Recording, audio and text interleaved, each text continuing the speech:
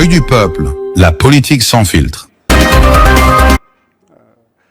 Alors, nous revenons vers vous, cette fois-ci avec une analyse. Certes, l'invité est en route, mais parce que nous sommes dans l'obligation de servir, nous allons faire quelques analyses. Et je serai trop court pour ceux qui me comprendront. Je voudrais être bilingue pour la compréhension de tous et pour que tous ceux qui suivent attirent leurs attentions sur ce que je dis. Dans le dialogue. Et je voudrais donner ma position à ce qui concerne le dialogue. Parce que nous avons tous suivi, le chef de l'État avait donné sa position. Linga Nanga Ezamouké, vous allez m'excuser. Selon le chef de l'État, le dialogue doit se tenir en RDC. En RDC et avec certaines conditions. Notamment, les inféodés ne peuvent pas partir de ce dialogue. Batunyon so o basimba mandoki. Bakoki jamais kokota na dialogue wana. Ce qui veut dire que Joseph Kabila a déjà exclu na dialogue. Corneille Nangaa a déjà exclu na dialogue. Mais par contre, il y a certaines personnes au baza contre les Lokoana. J'ai l'impression qu'ils oublient que ceux-là ont tenu les armes contre leurs propres frères, leurs propres compatriotes, qui sont des Congolais, qui ont laissé leur vie. Babomi, combien de personnes? Ceux-là. Babomi, combien de personnes?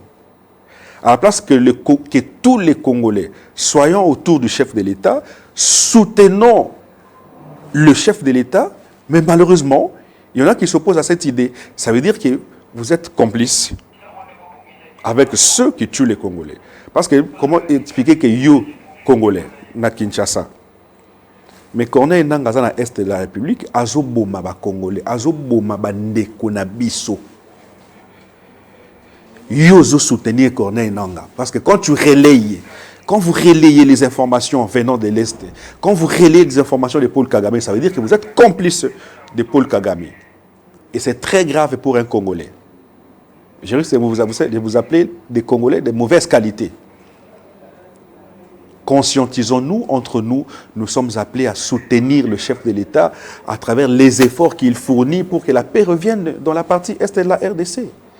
Comment Bissonion toujours soutenir le chef de l'État? Mais maintenant, il y a la nini pour imposer paix si la population n'est pas avec lui. Nandaki personnellement à Ben Cholé aux États-Unis, après son interview dans Top Congo Awa, a quelque chose l'interview Moussous aux États-Unis, où il est allé dire que dialogue, il faut ça à deux paliers. C'est-à-dire, dialogue, Félix, c'est face à dialogue Moussous, na opposition non armée, c'est-à-dire Martin Fayoulou, Delis Esanga, tout au pays à Kinshasa. Et deuxième palier, un autre dialogue avec l'opposition armée. Mais M. Cholé Azobo Sanake, la Constitution, qui est la loi mère, ne prévoit pas une opposition armée. Il n'y a pas d'opposition armée dans la Constitution. Et notre Constitution parle uniquement d'une opposition.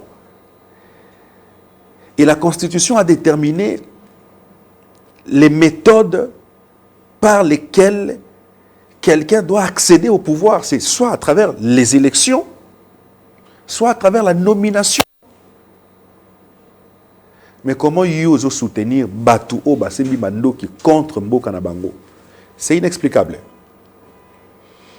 Alors, Cholé doit savoir que, l'abbé Cholé, que je respecte beaucoup, doit savoir que nous n'avons pas deux pays. Nous qui sommes des Congolais, nous sommes nés au pays, grandis au pays, nous n'avons pas deux pays. Nous n'avons que ce seul pays. Si vous avez des nationalités étrangères, vous avez des nationalités, je ne sais pas moi, parce que beaucoup de Congolais ont acquis des nationalités étrangères. Contrairement à nous autres, qui n'avons que le Congo comme nation et la nationalité congolaise uniquement. Et donc, nous sommes dans l'obligation de protéger notre chef de l'État, Félix-Antoine Tshisekedi Tshilombo. Nous sommes dans l'obligation de protéger son pouvoir parce que nous ne vivons qu'au Congo. Aujourd'hui, si l'ennemi envahit Kinshasa, nous autres, je ne sais pas où est-ce que nous irons. Hein? Parce que nous n'avons que Kinshasa. Mais la plupart vont traverser Brazzaville parce qu'ils ont des familles. Mais nous autres, nous allons rester au pays et à Kinshasa. Et on fera face à ceux qui viendront avec des armes. Comme l'ont fait nos compatriotes qui ont laissé leur peau à Goma, à Bukavu et un peu partout. Je nous conscientise, nous les Congolais, à aimer le chef de l'État. Parce qu'en fait, il faut qu'on se le dise, depuis l'indépendance, depuis toujours l'indépendance, 1960 jusqu'à aujourd'hui, je ne pense pas qu'il y a un président qui a lourdement travaillé comme Félix-Antoine Tshisekedi Tshilombo. Disons-nous la vérité, tout va pas vérité. À un certain moment, il faut qu'on se le dise. Qui est ce président qui a laissé des empreintes comme Félix-Antoine Tshisekedi Tshilombo? Qui est ce président qui a laissé Babilembo Tozomona Nenge Félix Azotika? Jésus disait, je me rappelle, je ne suis pas prédicateur, mais la Bible disait que on n'accepte jamais un prophète chez eux. Aucun prophète n'a de la valeur chez eux. Et je comprends pourquoi il l'a dit. Parce que pendant que nous vivons sous Félix Tshisekedi et avec Félix Tshisekedi, personne, et alors personne ne pourra l'accepter. Pourquoi? Parce que nous pensons qu'il ne travaille pas. Mais c'est quand il partira. Parce qu'il partira. C'est un homme, il partira. Mais c'est quand il partira que nous allons tous nous rendre compte que nous avions un président qui a tant aimé le pays et qu'il faudrait qu'il soit soutenu par les Congolais. Regardez la diplomatie aujourd'hui. Une diplomatie qui ne dit pas son nom. Une diplomatie agissante. Laissez-moi vous le dire et je vais le prouver. Paul Kagame est toujours sorti comme gagnant dans cette histoire de génocide. Parce qu'il a su vendre ce génocide à travers le monde et qu'il s'est fait victime partout au monde. Des grandes puissances reconnaissaient que Paul Kagame, c'est la victime. Aujourd'hui, la tendance a pris une autre tournure. Paul Kagame qui se vendait comme victime, Paul Kagame qui assistait partout où on appelait la RDC, c'est Paul Kagame qui répondait. La RDC était totalement absente sur la scène internationale. Totalement absente. Aujourd'hui, la RDC est représentée partout. Partout où on parle de la RDC, il y a un Congolais. Et c'est Félix-Antoine Tshisekedi Tshilombo qui a renversé la tendance. Kagame avait vendu ce génocide, que le Rwanda doit être récompensé. Les grandes puissances se sont inclinées devant Paul Kagame. Aujourd'hui, Félix Tshisekedi a renversé la tendance. Il a pris Paul Kagame, pleurnichard, un peu partout. Partout où il passe, il ne fait que pleurer. Mais vous, les Congolais, vous n'acceptez pas ça jusqu'à aujourd'hui. Malheureusement. Malheureusement. À l'époque de Joseph Kabila, je prends d'abord l'exemple de Joseph Kabila. Les 18 ans, il y a Joseph Kabila. Mais c'est Paul Kagame qui gérait ce pays. Moko Ezalaga géré dans Paul Kagame à l'époque. Où Ezalaga géré dans Paul Kagame? Aux États-Unis, qu'on appelait la RDC, c'est Paul Kagame qui sortait. Partout où on parlait de la RDC, c'est le Rwanda qui était notre représentant. Parce qu'il y avait de la synergie entre les anciens dirigeants et le régime de Kigali. Mais Talandeko Nabiso Aye a eu pouvoir. Félix-Antoine Tshisekedi Tshilombo a eu pouvoir. Abandina Nkola Kisa Paul Kagame que Tokoki ko collaborer en tant que pays, tous les voisins, il est possible qu'on travaille ensemble, qu'on collabore et puis qu'on travaille pour un résultat positif entre nos deux pays. Yango Monaka, Paul Kagame aya na Kinshasa awa toyamba na stade des martyrs. Ce n'est pas pour l'implorer, non. Parce que Nzambe asala ke ba pays na biso ils à l'ensemble. Donc ça autrement te. Rwanda ikotika la place izawana, Congo pe ikotika la awa. Nous sommes des voisins éternels. Et donc nous sommes dans l'obligation de collaborer.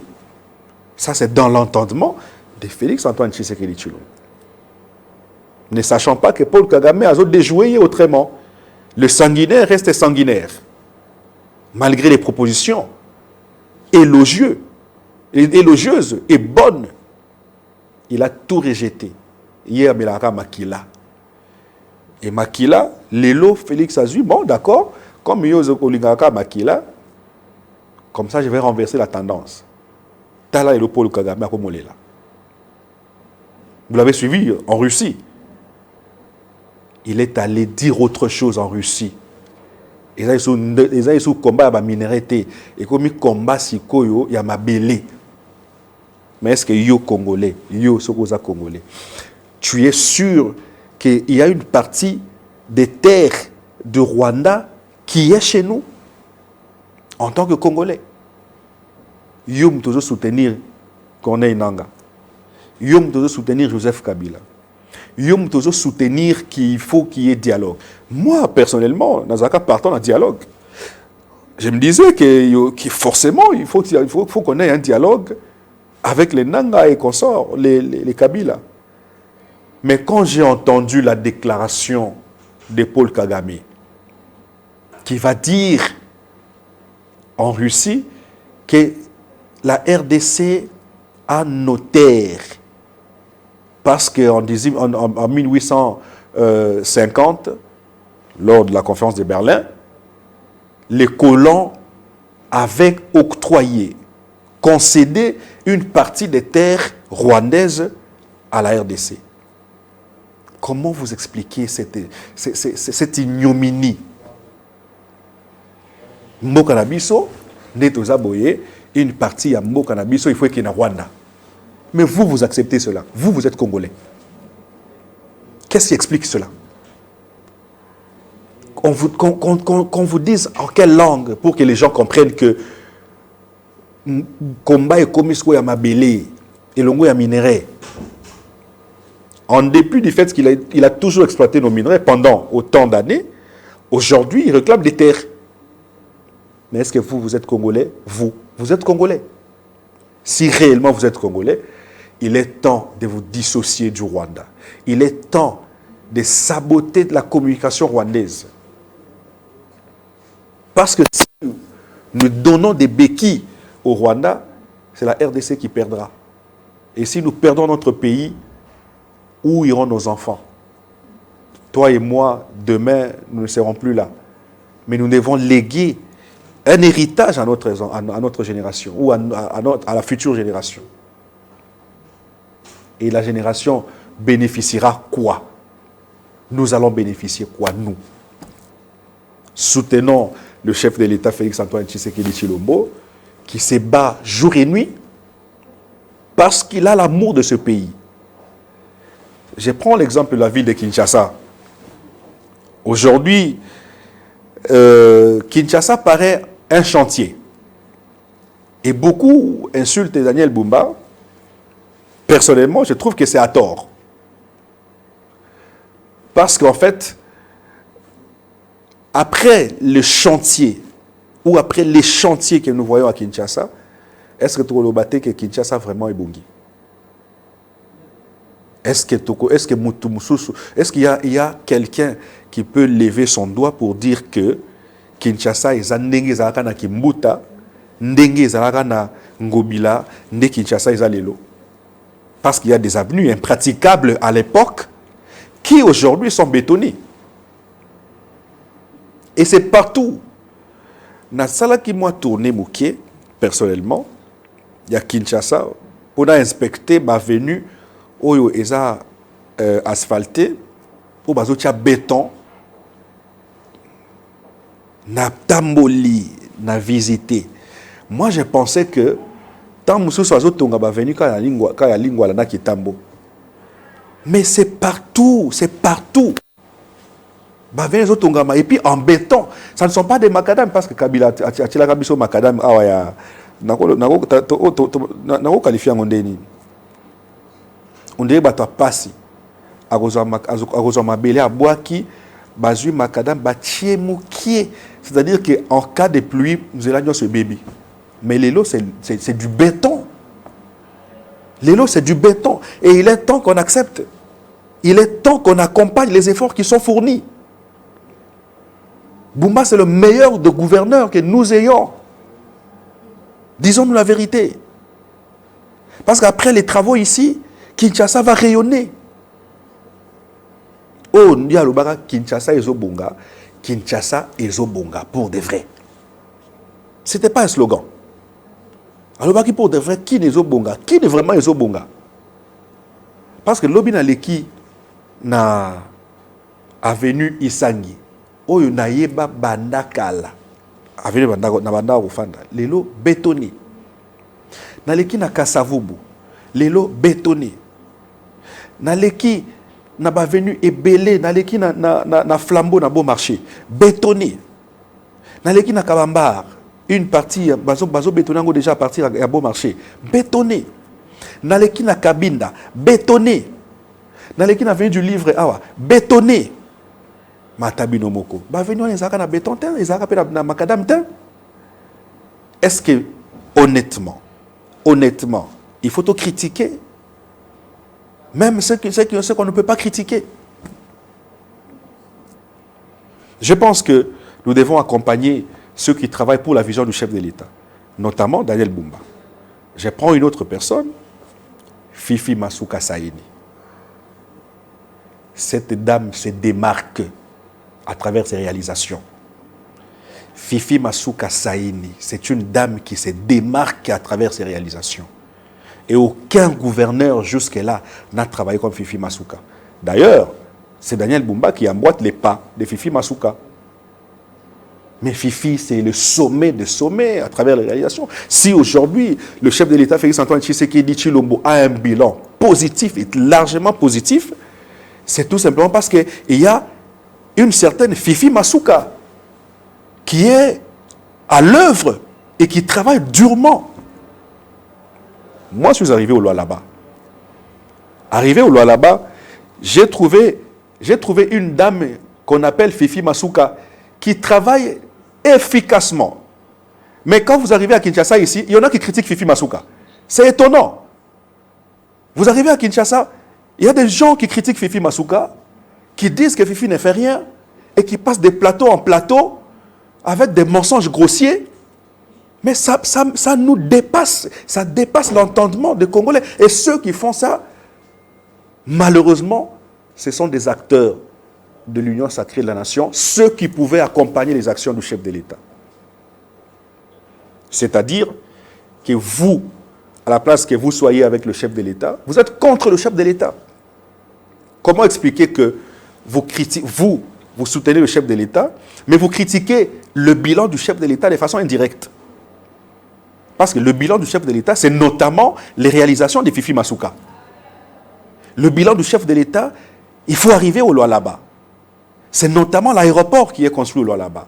Le bilan du chef de l'État, c'est notamment les chantiers qui sont au Lualaba. Ce dimanche déjà. Ce dimanche, Fifi Masuka va inaugurer la cathédrale la plus grande de la RDC. La plus grande cathédrale de la RDC. Plus que celle que nous avons à Kinshasa.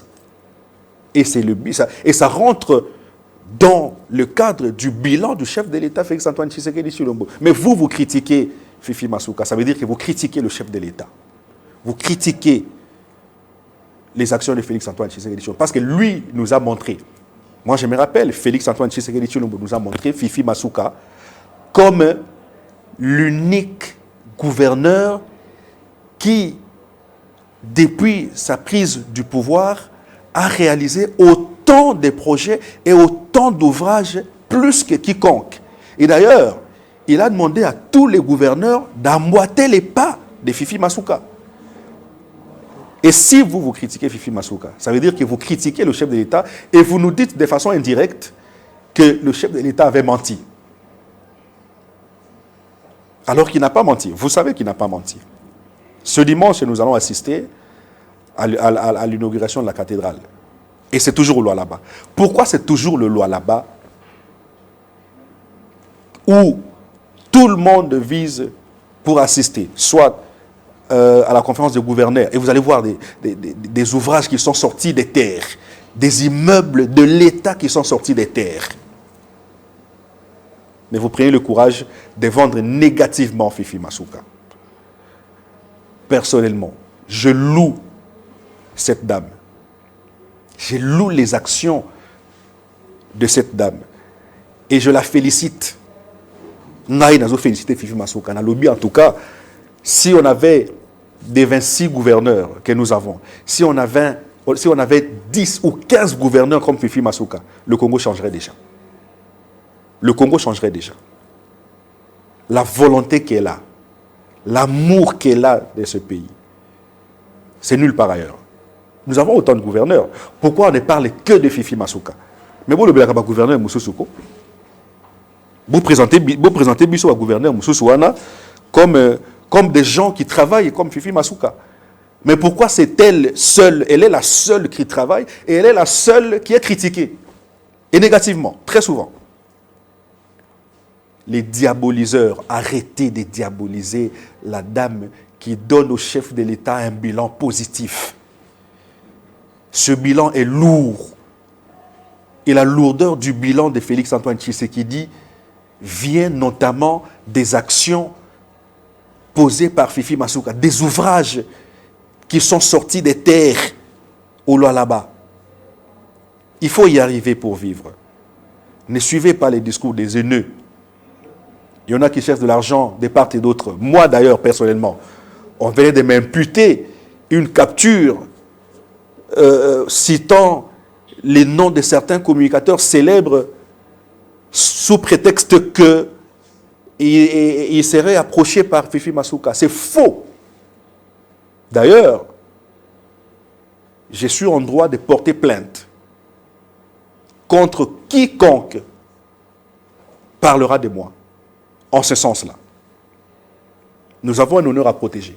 Nous autres, nous avons un honneur. Nous, on n'est pas des médiocres. Si vous avez la médiocrité dans le sang, en tout cas, il y en a qui ne sont pas médiocres. Il y en a qui travaillent honnêtement et qui gagnent leur vie de façon honnête. C'est comme moi, le cas de Désiré qui vous parle ici. J'ai vu la capture circuler. Et on dit que ça venait de Désiré. Et donc, je vous déclare ici que ça ne vient pas de moi, cette capture. C'est une invention de quelqu'un qui est haineux. C'est une invention de quelqu'un qui veut créer la buzz là où il n'y a pas de buzz. C'est une invention de quelqu'un qui veut, c'est pas moi, chercher de l'argent auprès de qui que ce soit. Moi, je ne cherchais pas de l'argent, moi. Je ne cherchais pas de l'argent. Je vis avec le peu que Dieu me donne. Et mes enfants vivent avec le peu que Dieu leur donne. Et c'est comme ça que nous sommes appelés à vivre. Nous nous appelons et nous nous donnons la tâche d'accompagner le chef de l'État, Félix-Antoine Tshisekedi Tshilombo. C'est comme, je prends l'exemple de la chaîne KMC. Cette chaîne, c'est une chaîne qui a pour objectif accompagner les actions du chef de l'État, Félix-Antoine Tshisekedi Tshilombo. Et nous allons le faire. Et nous le faisons comme il se doit. Nous allons accompagner le chef de l'État. Et il est temps que nous recevions l'invité qui est sur place. Il est avec nous. S'il peut venir, il s'agit de Alain Bolodjoa, que vous connaissez tous. Nous, on l'attendait. Et vous allez nous excuser pour ce petit moment de retard parce que actuellement, vous savez que Kinshasa est compliqué, des embouteillages un peu partout. Et avec le contrôle technique que nous avons actuellement, il est logique que quelqu'un arrive un peu en retard. Et nous tenons à nous excuser pour cela. Alors, Je disais, KMC a le droit et le devoir d'accompagner les actions du chef de l'État, Félix-Antoine Tshisekedi Tshilombo, et toutes les institutions, et non seulement le chef de l'État, mais également l'opposition. Parce que si l'opposition souhaite que KMC les accompagne, nous serons là. Et nous viendrons. Voilà pourquoi, pour preuve, nous recevons tout le monde ici sur ce plateau. Que vous soyez opposition, que vous soyez du pouvoir, le fauteuil, il est pour vous. Venez, vous allez vous exprimer librement ici. Alors, Monsieur Bolodjoa, vous pouvez faire votre entrée parce qu'on vous attendait et la population a besoin de vous écouter aujourd'hui.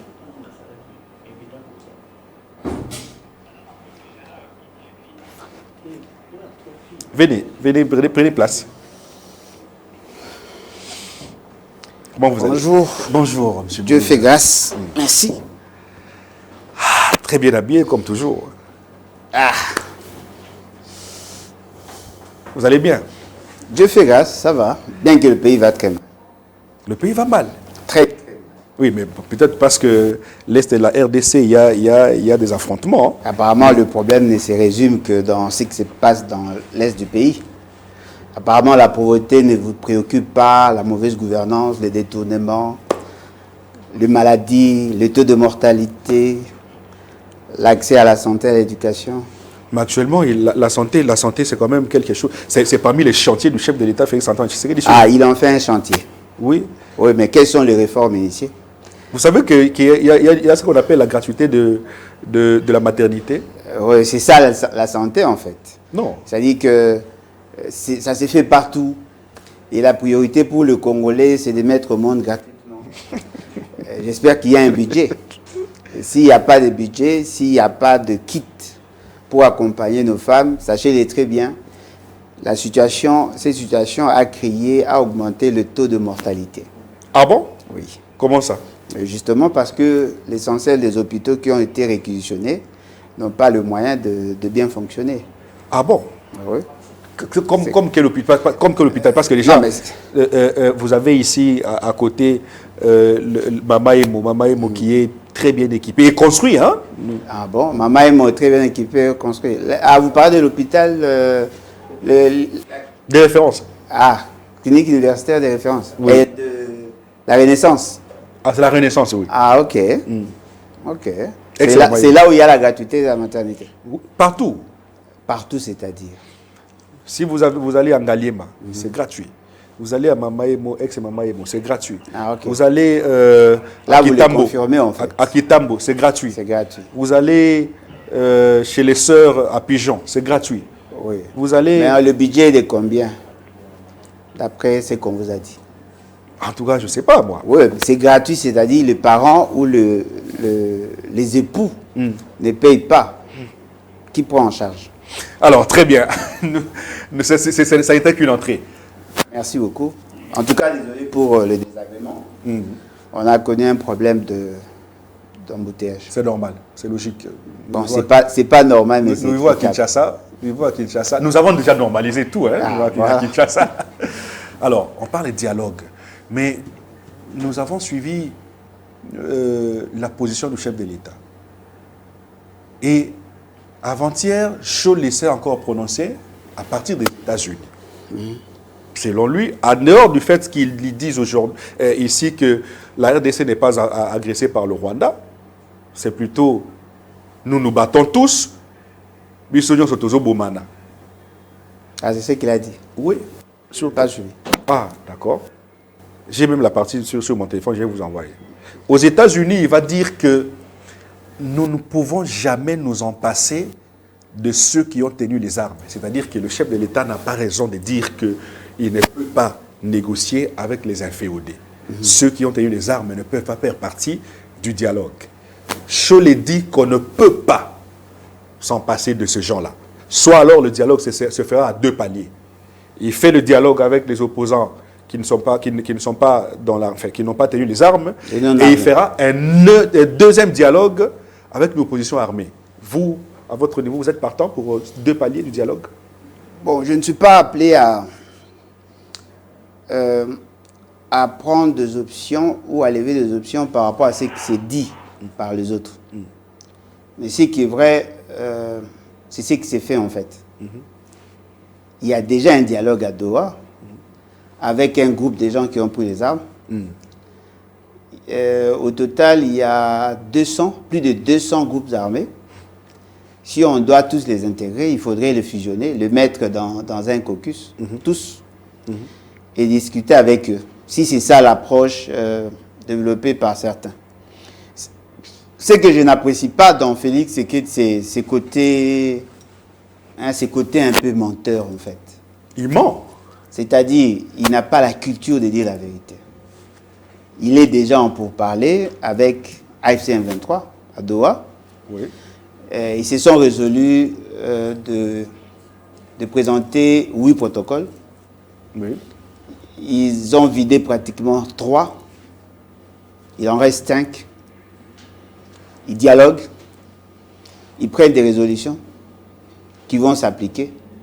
Et donc, s'il nous dit qu'il ne peut pas discuter avec ceux qui ont pris les armes, si le pays connaît effectivement une situation d'agression, il est en train de dialoguer avec l'agresseur, il est en même temps en train de dialoguer avec les pantins. Alors, pourquoi veut-il mentir à la population? Qu'est-ce qu'il ment? Non, mais il dit qu'il ne va pas discuter. Il dit qu'il ne va pas discuter avec ceux qui ont pris les armes. Oui, mais au pays, parce qu'il y en a qui demandent un dialogue au pays ici. Non, mais attendez. Mais il va pas... Joseph demande un dialogue. Non, mais effectivement, mais voilà pourquoi j'ai dit, si les autres demandent le dialogue, mais lui doit dire à la population qu'il est déjà en train de dialoguer avec ceux qui ont pris les armes. Parce que s'il ne va pas dialoguer 2 fois avec ceux qui ont pris les armes, c'est justifiable, c'est rationnel. Parce qu'il est déjà en train de dialoguer avec eux à Doha. Parce que toutes les résolutions qui seront prises là-bas, certainement que ça va traiter sur toutes les questions dans leur globalité. Mais s'ils doivent encore revenir ici pour parler de la même chose, élever les mêmes options, ça risque de nous prendre en temps et en énergie. Il est en train de parlementer avec eux. Ils sont d'accord sur le principe. Il y a un accord de cessez-le-feu qui est réclamé par le parti. Ils vont intégrer les institutions. Il y a des options qui ont été levées. Et parmi ces options, il y a le retrait de l'Ouvira. Oui. C'est suite à ces dialogues-là. Ils se sont retirés, justement. Alors, mais voilà. Donc, ce qui veut dire qu'il n'avait pas de raison à mentir au peuple. Alors, si les gens veulent assez que AFC M23 puisse aussi participer dans ces dialogues, je ne vois pas quelle est cette nouvelle matière qui va nécessiter leur présence. Non, comment ça? Parce que déjà, si réellement ils sont exclus, c'est-à-dire que ils ne seront pas exclus. Le problème va persister. Non, non. Nous devons réfléchir autrement. Je pense que ce qui s'est fait à Doha est la suite logique de ce qui s'est fait à Washington. OK. Parce que Washington, c'était un cadre bilatéral entre 2 États, mais dans leurs accords, ils ont conditionné la mise en œuvre, la mise en application de ces accords par l'accord de Doha. Parce que si vous analysez très bien le CONOPS, le cadre, le concept opérationnel, pour arriver à la finalité recherchée dans le premier accord, qu'il faille impérativement qui est l'accord de Doha. Alors, le dialogue qui s'organise n'est pas suspensif du processus qui est déjà enclenché à Doha. Si vous arrivez là-bas à tomber d'accord sur les grands principes, parce que les revendications de ceux qui sont de l'autre côté ne vont pas trouver notre assentiment. Est-ce que c'est encore opportun qu'on ait un dialogue au pays pendant qu'il y a déjà dialogue à Doha? Par exemple, d'après vous? Non, mais le problème, c'est que ce sont des solutions comprimées aspirine. Ce ne sont pas des solutions en soi. Ah bon? Faute de mieux, les gens veulent soutenir ces démarches. Parce qu'en réalité, dans un pays sérieux, on se réfère aux lois et à la Constitution. Ce sont là les référentiels. Qu'est-ce dit la Constitution La Constitution dit matière? Oui. un président de la République doit être élu au suffrage universel direct. C'est lui qui est proclamé élu, doit bénéficier des deux dimensions, la dimension juridique et la dimension sociologique. La dimension sociologique, c'est ce qu'on appelle la légitimité. Oui. Cette légitimité se constate par la loi quantitative. Comme le cas aujourd'hui. Non, pas comme le cas aujourd'hui, comme ça devait être. C'est-à-dire celui qui a plus de voix doit être proclamé élu. Oui. Mais cette légitimité étant dynamique, ne doit pas être une légitimité sociologique, parce qu'on peut être désiré les lundis et être détesté les mardis. Tout à fait. Ça vacille selon le saut d'humeur et selon la conjoncture, qu'il faille cette fois-là conformer la légitimité et la légalité. Et la légalité. Il y a une juxtaposition, c'est ce que Max Weber appelle la légitimité rationnelle. C'est-à-dire une légitimité conformément à la loi. C'est-à-dire, au Congo, nous avons 120 millions d'âmes. Dans les 120 millions d'âmes, il y a le Congolais, il y a le non-Congolais. C'est-à-dire, on doit faire une distinction entre le peuple et la population. Aujourd'hui, la population est estimée à 120 millions.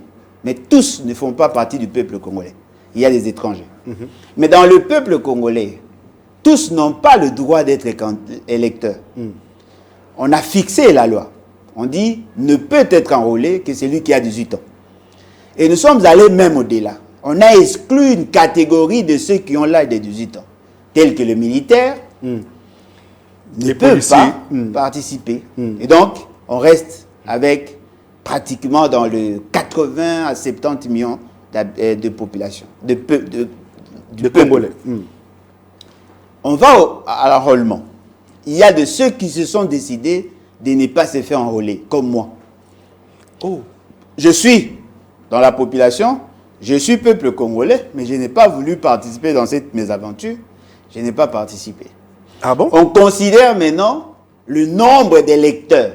À votre niveau? Si, c'est un choix rationnel et citoyen. On considère maintenant le nombre d'enrôlés. Dans le nombre d'enrôlés, on a extirpé les doublons.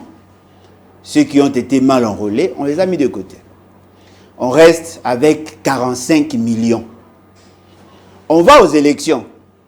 Le nombre de suffrages valablement exprimés, d'après le mensonge d'État qui a été distillé, il y a eu 18 millions de personnes qui auraient voté et tout ça. Mais Félix Tshisekedi prétend avoir obtenu 73,4 millions.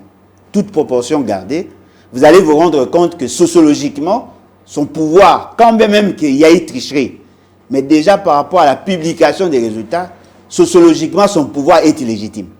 Comment? Parce que le nombre de voix obtenues, comparativement au nombre d'enrôlés et même au nombre de ceux qui font partie, ceux qui étaient en droit de s'enrôler, vous allez vous rendre compte que M. Félix Tshisekedi n'a obtenu qu'à peine 10% de la population. Oh là là là là là. Alors, la Constitution dit, au lieu de se référer à la dimension sociologique, créons une légitimité rationnelle.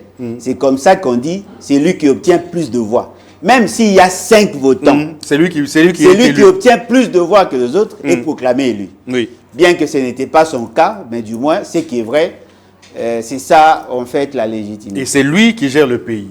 Alors maintenant... Non, il peut gérer le pays sans nécessairement être légitime, sans nécessairement être légal. Oui, mais la question que nous posons, c'est que comment expliquer que quelqu'un qui court son mandat, mais qui doit dialoguer avec les ennemis, qui dérange son mandat et qui tue ses compatriotes?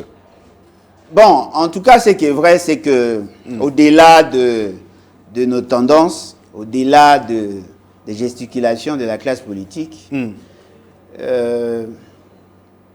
on peut être ennemi du chef sans nécessairement être ennemi de la patrie. Tout à fait. C'est-à-dire ceux qui prennent les armes sont considérés ennemis de la patrie qui est dans l'aspect... Félix Tshisekedi. Dans l'aspect constitutionnel. Eux visent plutôt Félix Tshisekedi, alors qu'ils tuent des innocents. Non, mais attendez. Oui. Mais les innocents sont tués des deux côtés. Non. Vous avez ce discours-là. Les innocents sont tués des deux côtés. Comment ça? Les innocents sont tués des deux côtés. Vous parlez comme Cholé, là. Non, mais je ne parle pas comme je. Peut-être qu'il y a juste une coïncidence. Les innocents sont tués des deux côtés. Expliquez-nous un peu. Non, mais il n'y a même pas à expliquer. Vous êtes censé connaître ça. C'est-à-dire, Oui. lorsqu'il y a des projectiles, ça tombe, ça tue. Et ceux qui sont impliqués dans la guerre et les victimes, c'est qu'on appelle les dégâts collatéraux. Ça tue. Donc, les deux côtés tuent. Non, mais ça tue. Tout le monde tue. Mais qui est agressé? Non, mais attendez. Ça c'est une autre question. Oui, c'est ça Vous ma question. parlez de justement. tuer. Oui. Vous ne parlez pas de qui a droit, qui n'a pas droit, Oui, qui mais a maintenant- raison, qui n'a pas raison. Oui, mais mais en là- ce qui concerne tuer, tous tuent. Oui, mais non, là, qui est agressé? Alors, dans ce qui s'est fait, il y a des actions qui sont menées conformément à un ordre qui a été donné, mais il y a aussi des déviations. Parce que si un militaire pose des actes en pleine guerre, et ces actes-là qui n'ont rien à voir avec les opérations menées sur le terrain, si il s'avérait que suite à ces actions, il y a des morts, on ne va pas dire qu'on ne va pas comptabiliser ces morts-là, ou sinon on va les aligner parmi les morts de l'autre camp. Il a tué. Il y a des gens qui se plaignent et qui pensent qu'il y a des déviations dans les opérations liées aux actions de Ouazalendo, liées aux actions de militaires. Voilà pourquoi, à un certain moment, on a assisté à certains procès. Il vous souviendra qu'à Goma, il n'y avait pas la guerre à Goma, mais on a eu à dénombrer plus de 100 morts, je dirais même 150 morts, des civils non armés. Nous avons tous des vidéos. Ils n'ont pas été tués par ce que nous pourrons appeler ennemis. Ils ont été tués par l'armée congolaise. Ce qui veut dire que tous les deux tuent. Non, tout le monde Mais tue. non, dans les Mais contextes... maintenant, il faudrait rationaliser les raisonnements en disant, quand l'État se défend et qu'il y a les dégâts collatéraux, si ça entre dans le cas des opérations, on peut comprendre. Parce que l'État se défend. Mais si on veut faire une analyse complète, on ne dira pas qu'ils ne sont pas morts parce que c'est l'État qui a tué. L'État tue, mais peut-être ça peut se justifier parce que quand on jette des projectiles, ça arrive quelque part, ça tue et les ennemis et les civils. Si nous voulons être rationnels, on dit voilà, il y a autant de milices qui ont été tuées, il y a autant de civils.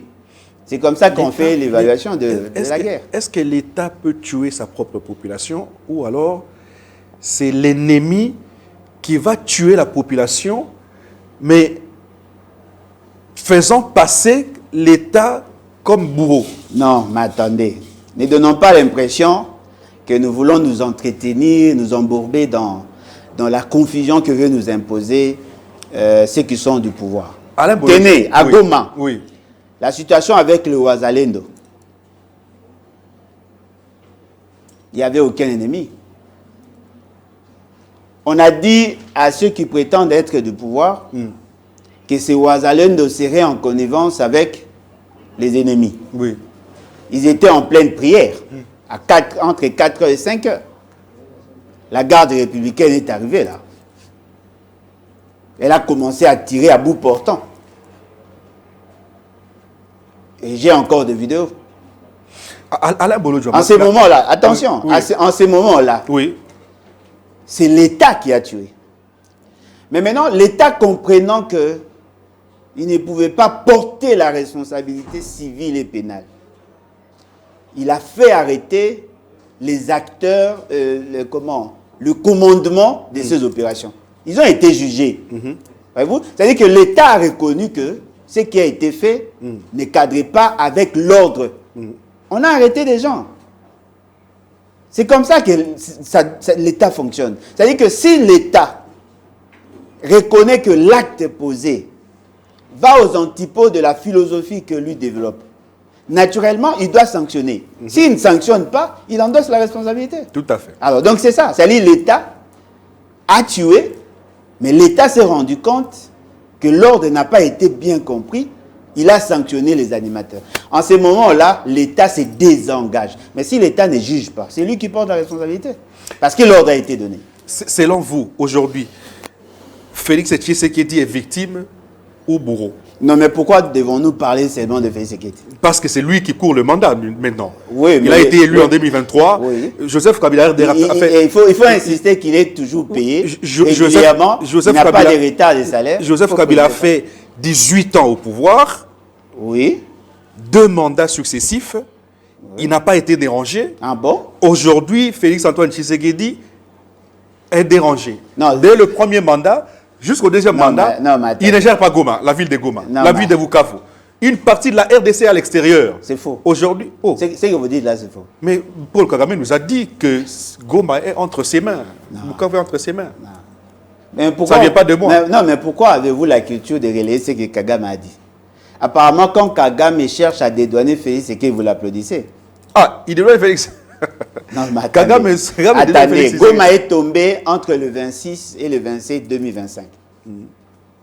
Goma est tombé entre le 26 et le 27 2025. Oui, oui.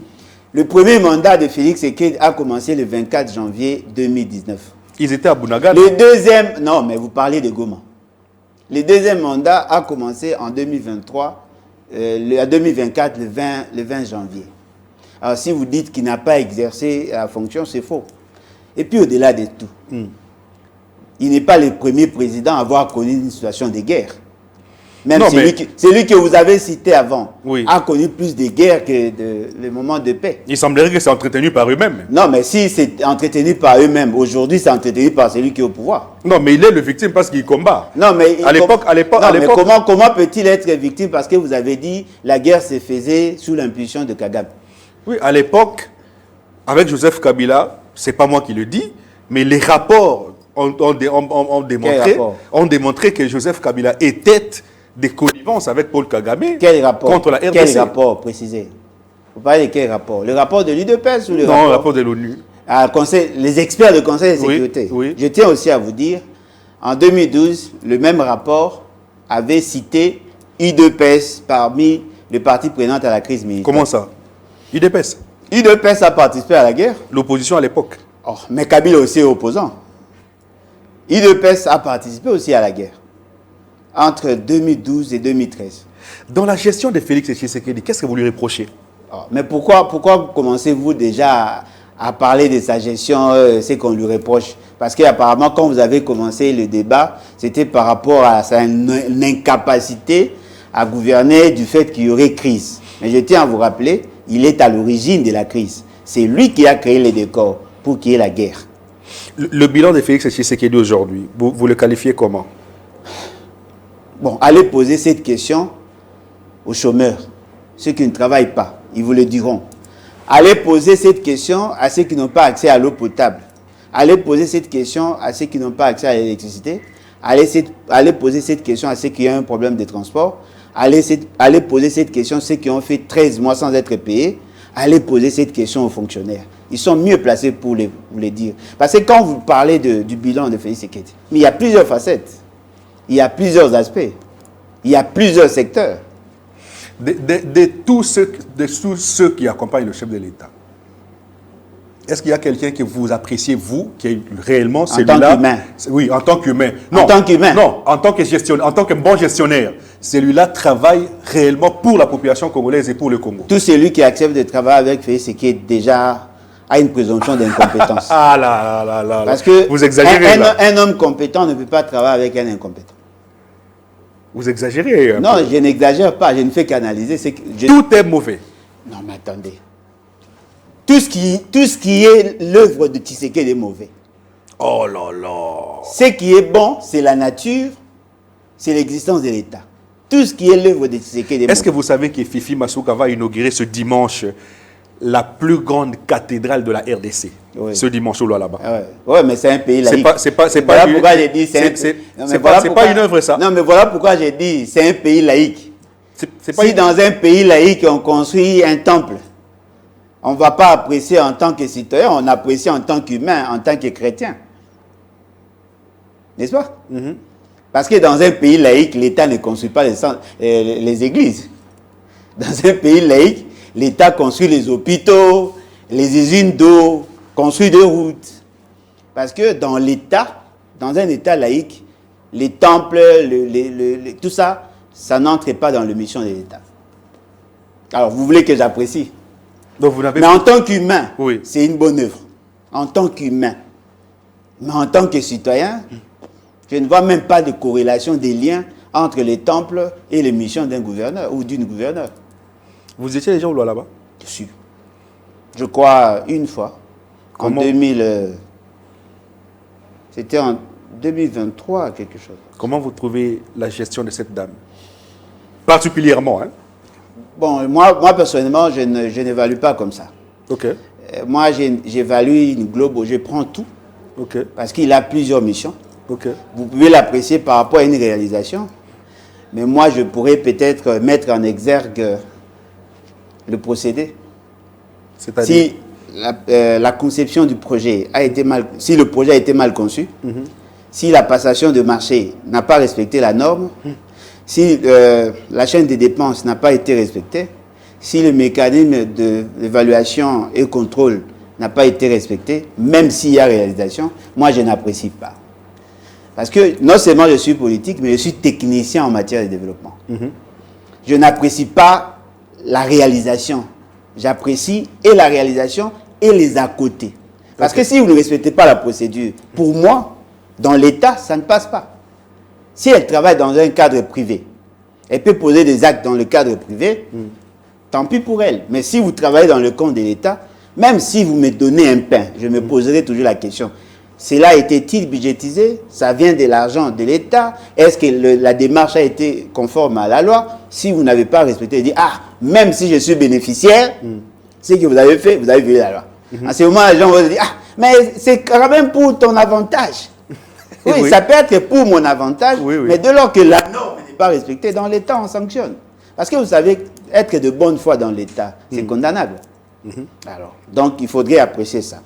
Ce qui est vrai, c'est que moi, quand je critique la gouvernance de Félix Tshisekedi, surtout en ce qui concerne la gestion des entités régionalisées, les provinces, généralement, ils ont tendance à citer 3 provinces.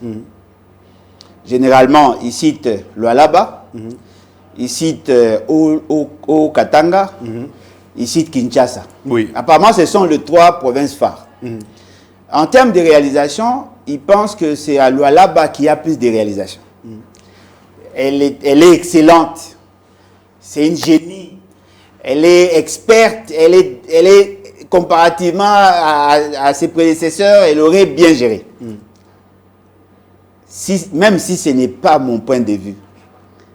Aujourd'hui, si l'on conteste, si eux contestent ce qu'elle a fait, cela veut dire que c'est de la nullité. Ok. Parce que si à Lualaba, on conteste sa compétence, on conteste ses réalisations, il n'y a aucune autre province que l'on peut brandir.